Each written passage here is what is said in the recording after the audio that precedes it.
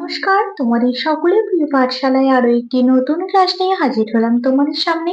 যদি তোমাদের আজকের ক্লাসটি ভালো লেগে থাকে তাহলে অবশ্যই লাইক করে দিও। আর যারা এখনো পর্যন্ত আমার চ্যানেলটিকে সাবস্ক্রাইব করোনি তারা অবশ্যই সাবস্ক্রাইব করে পাশে থাকা বেল আইকনটি প্রেস করে দিও, যাতে সকল ভিডিও আপলোড হওয়ার সাথে সাথেই তোমাদের কাছে তার নোটিফিকেশন পৌঁছে যায়। তাহলে আজকের ক্লাসটি আমি শুরু করছি। আজকের ক্লাস হলো তৃতীয় শ্রেণীর পাতাবাহার বইটি নিজের হাতে নিজের কাজ এই গল্পটি তোমাদের পড়ে শোনাবো এবং কি কি প্রশ্ন আছে তার উত্তর আমি তোমাদের বলে দেব। তাহলে আগে পড়াটা বলে দিচ্ছি, দেখে নাও। নিজের হাতে নিজের কাজ। Karmatar rail station. তাহলে রেল স্টেশনটির নাম কি? কারমাটার। একটি ট্রেন এসে দাঁড়ালো। ট্রেন থেকে এক বাঙালি ডাক্তারবাবু নামলেন। ট্রেন থেকে কে নামলেন? বাঙালি ডাক্তারবাবু। হাতে একটি ব্যাগ। ব্যাগটি ছোট, কিন্তু মানুষটি যে সম্মানে বড়। ডাক্তার বলে কথা। নিজে হাতে ব্যাগ বইতে হয়তো তার লজ্জা বোধ হয়, তাই তিনি কুলি কুলি বলে চিৎকার শুরু করে দিল। সঙ্গে সঙ্গে এক কুলি এসে হাজির। কুলি ডাক্তারবাবুর ব্যাগ মাথায় তুলে নিয়ে স্টেশনের বাইরে অপেক্ষারত পালকিতে তুলে দিলেন। তাহলে কুলিটি কি করলেন? কুলিটি ডাক্তারবাবুর ব্যাগটি মাথায় তুলে নিয়ে বাইরে অপেক্ষারত পালকিতে তুলে দিলেন। তারপর সে চলে যেতে উদ্যত হলো। ডাক্তারবাবু উদার মনোভাবের মানুষ, তাই তিনি কুলিকে ডেকে তার হাতে পয়সা দিতে গেলেন পারিশ্রমিক হিসাবে। কুলি বলল, পয়সা লাগবে না। কেন? আপনি ব্যাগটি নিয়ে বিপদে পড়েছিলেন, তাই একটু সাহায্য করলাম মাত্র। আমার নাম ঈশ্বরচন্দ্র শর্মা। নাম শুনে ডাক্তারবাবু চমকে উঠলেন। তিনি অত্যন্ত লজ্জিত হয়ে বললেন, আমায় ক্ষমা করবেন, আপনাকে আমি চিনতে পারিনি। কুলি বলে, তাতে আর কি হয়েছে? ডাক্তারবাবু সেদিন উচিত শিক্ষা হলো। তিনি প্রতিজ্ঞা করলেন, আমি আর কখনো নিজের কাজ নিজের হাতে করতে সংকুচিত হব না। তাহলে ডাক্তারবাবু কি প্রতিজ্ঞা করেছিলেন? ডাক্তারবাবু প্রতিজ্ঞা করেছিলেন যে তিনি নিজের কাজ নিজের হাতে করতে আর কখনো সংকুচিত বোধ করবেন না। কুলিটির নাম কি বলেছিল? কুলিটির নাম বলেছিল ঈশ্বরচন্দ্র শর্মা। তাহলে এই পড়াটা আমি তোমাদের পড়ে শোনালাম, তোমরা মন দিয়ে পড়বে। এবার কি প্রশ্ন আছে দেখে নাও। তাহলে আমি তোমাদের প্রশ্নের উত্তরগুলো খাতায় লিখে দেখিয়ে দেবো। প্রথম প্রশ্নটা কি আছে দেখো, সংক্ষেপে উত্তর দাও। একজন ডাক্তারবাবু কিভাবে সমাজের সেবা করে থাকেন? একজন ডাক্তারবাবু অসুস্থ মানুষদের চিকিৎসা করে সুস্থ করে সমাজের সেবা করে থাকেন। কোথায় কোথায় কুলিদের কাজ করতে দেখা যায়? রেল স্টেশনে, বাস স্ট্যান্ডে, বিভিন্ন কলকারখানায় প্রভৃতি জায়গায় কুলিদের কাজ করতে দেখা যায়। তারপরে দুয়ের দাগেরটা বলেছি, একটি বাক্যে উত্তর লেখো। বাঙালি ডাক্তারবাবু কোন স্টেশনে নামলেন? প্রথম লাইনেই ছিল যে বাঙালি ডাক্তারবাবু কারমাটা রেল স্টেশনে নামলেন। গল্পে কুলিটি ডাক্তারবাবুর ব্যাগটি কিভাবে বয়ে নিয়ে গেলেন? গল্পে কুলিটি ডাক্তারবাবুর ব্যাগটি মাথায় তুলে নিয়ে গেলেন। ডাক্তারবাবুর ব্যাগটি নিয়ে কুলিটি কোথায় তুলে দিলেন? ডাক্তারবাবুর ব্যাগটি নিয়ে কুলিটি স্টেশনের বাইরে অপেক্ষারত পালকিতে তুলে দিলেন। কুলিটি তার নিজের নাম কি বলেছিলেন? কুলিটি তার নিজের নাম বলেছিলেন ঈশ্বরচন্দ্র শর্মা। তারপরে তিনি এটা বলেছি, বর্ণঝুড়ি থেকে ঠিক বর্ণটি নিয়ে শূন্য স্থানে বসে শব্দ তৈরি করো। দেখো এখানে লেখা আছে তালবস্যয় রপলা, ওয়াই কয়ে হর্ষ, কয়ে মধ্যনশয় আঁকা, কয় তয় আঁকা, বর্গিচয় বর্গিচয় হর্ষই আর ময়ে ময়ে আঁকা। তাহলে এইগুলো দিয়ে তোমাদের শূন্য স্থানটি পূরণ করতে হবে। ডয়ে আঁকা লেখা আছে ড্যাশ র, কি হয়ে যাবে? ডয় আঁকা কয় তয় আঁকা র, ডাক্তার। ডয় আঁকা কয় তয় আঁকা র, ডাক্তার। দন্তস্ব ড্যাশ দন্তন্য, দন্তস্ব ময়ে ময়ে আঁকা দন্তন্য সম্মান। অপয়িকা কয় মধ্যনশয় আঁকা অপেক্ষা। ও একা রয়হস্যই তালবস্যই রফলা ময়সী ক পারিশ্রমিক। ল বর্গিচয় বর্গিচয় হর্ষই ত লজ্জিত। দন্তস্ব ওয়াই কয়ে হর্ষ চয়সী ত সংকুচিত। তারপরে চারটা বলেছে, নিচের বাঁ দিকের কথাগুলির মধ্যে যেটা ঠিক তার পাশে টিক চিহ্ন, আর যেটা ভুল তার পাশে কাটা চিহ্ন দাও। ট্রেন থেকে এক ডাক্তারবাবু নামলেন, এটা ঠিক হবে, তাই তার পাশে টিক চিহ্ন দিয়ে দিলাম। ডাক্তারবাবুর হাতে ছিল একটি ওষুধের বাক্স, একটি ওষুধের বাক্স ছিল না, একটি ব্যাগ ছিল, তাই এটা কাটা চিহ্ন দিয়ে দিলাম। কুলি কুলি বলে চিৎকার করতে ডাক্তারবাবুর লজ্জা বোধ হয়, এটা হচ্ছিল না কারণ তিনি তো কুলি কুলি বলে চিৎকার করছিলেন, তাই এটা কাটা।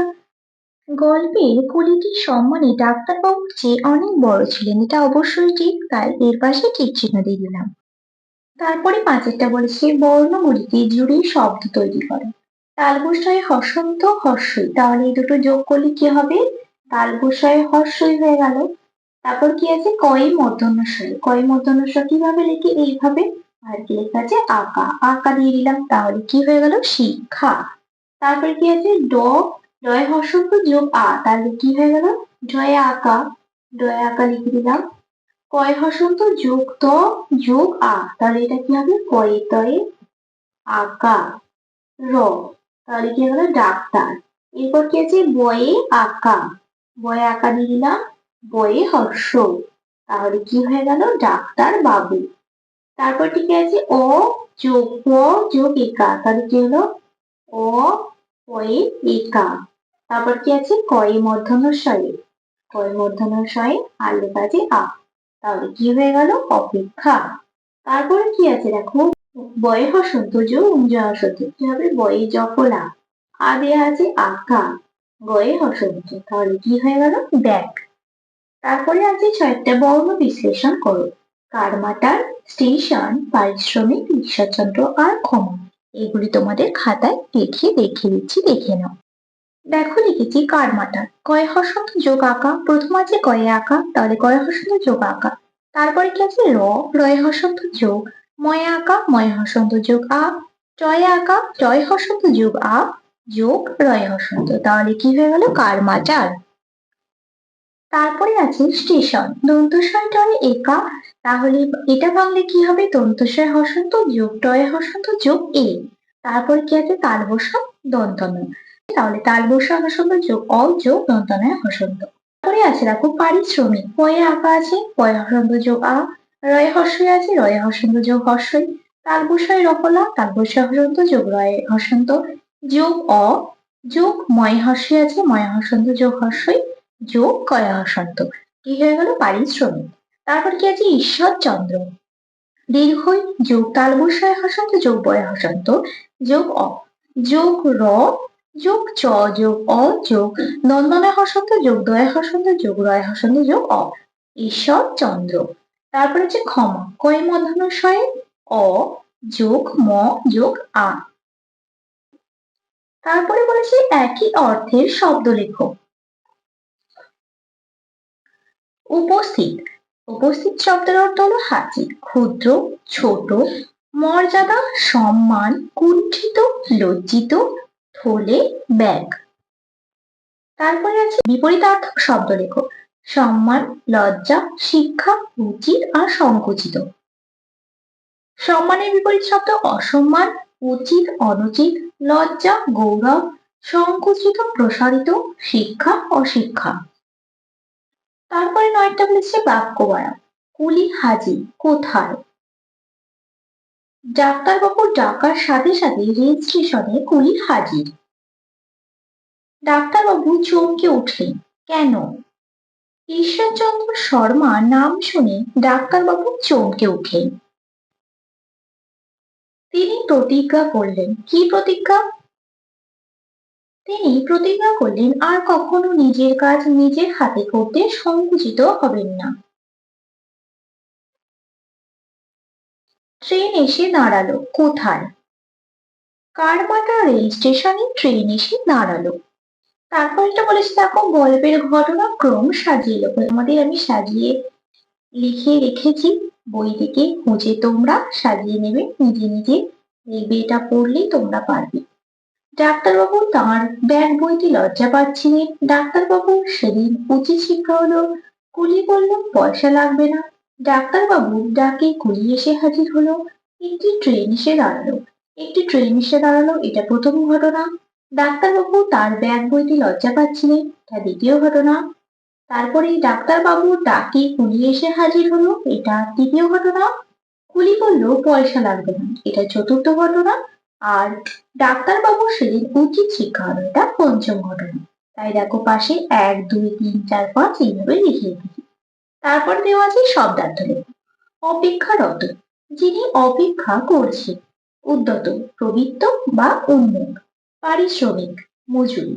উদার, মহৎ আর করুণাপূর্ণ। প্রতিজ্ঞা, শপথ। সংকুচিত, কুণ্ঠিত আর জড়সড়। তারপরে 11টা আছে নিজের ভাষায় উত্তর দাও। কার নিজে হাতে ব্যাগ বইতে লজ্জাবোধ হয়েছিল? নিজের হাতে নিজের কাজ গল্পে ডাক্তারবাবুর নিজে হাতে ব্যাগ বইতে লজ্জাবোধ হয়েছিল। ব্যাগ বইতে তাঁর লজ্জা হওয়ার কারণ কি? নিজের হাতে নিজের কাজ গল্পে ডাক্তারবাবু যে সম্মানে বড়, ডাক্তার বলে কথা, তাই ব্যাগ বইতে তাঁর লজ্জা বোধ হয়েছিল। ডাক্তারবাবু কেন কুলিকে পয়সা দিতে গিয়েছিলেন? গল্পে ডাক্তারবাবু কুলিকে পয়সা দিতে গিয়েছিলেন কারণ কুলি ডাক্তারবাবুর ব্যাগটি মাথায় তুলে নিয়ে স্টেশনের বাইরে অপেক্ষারত পালকিতে তুলে দিয়েছিলেন। ডাক্তারবাবুর দিতে চাওয়া পয়সা কুলিটি নিলেন না কেন? গল্পে ডাক্তারবাবুর দিতে চাওয়া পয়সা কুলি নিলেন না কারণ কুলি ডাক্তারবাবুকে একটু সাহায্য করেছিলেন মাত্র। তিনি মানুষের বিপদে স্বইচ্ছায় উপকার করেন। তিনি অর্থের বিনিময়ে কোনো কাজ করেননি বলেই তিনি পয়সা নিতে চাননি। তারপরে 12টা বলেছে দেখো তোমার জানা একটি রেল স্টেশনের নাম। আমি এখানে লিখলাম বর্ধমান, যেহেতু একটা বলেছে তাই একটা লিখলাম। তোমরা এখানে বর্ধমান, আসানসোল, দুর্গাপুর, হুগলি যে কোনো একটি লিখবে। তারপরে বলেছে গল্পে ঈশ্বরচন্দ্র শর্মাকে আমরা যে নামে চিনি তা হলো ঈশ্বর চন্দ্র বিদ্যাসাগর। আসল নাম হলো ঈশ্বর চন্দ্র বন্দ্যোপাধ্যায়।